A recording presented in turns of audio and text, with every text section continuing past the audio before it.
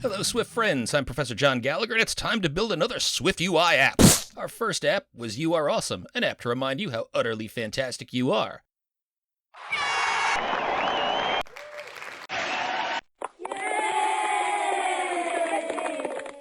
But now let's work on feeling good by getting rid of some of that latent aggression.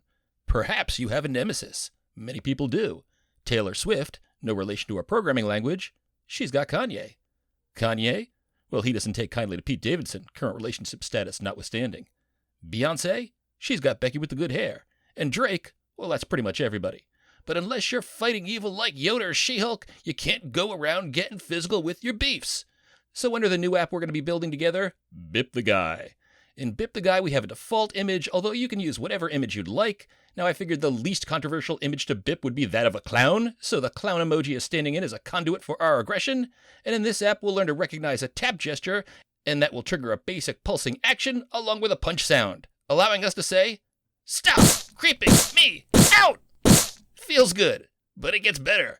Bip the Guy lets you select an image that you really think deserves a thump. We'll use iOS 16's PhotosPicker to grab an image from the image library. So maybe you've emerged from lockdown and you want to stick it to the current worldwide villain, the coronavirus. That's how I beat the pandemic! Any photo that you've taken or image that you've saved can be bipped, so this is a fun app and we'll continue to build key skills as we fill out your iOS repertoire. Let's learn big!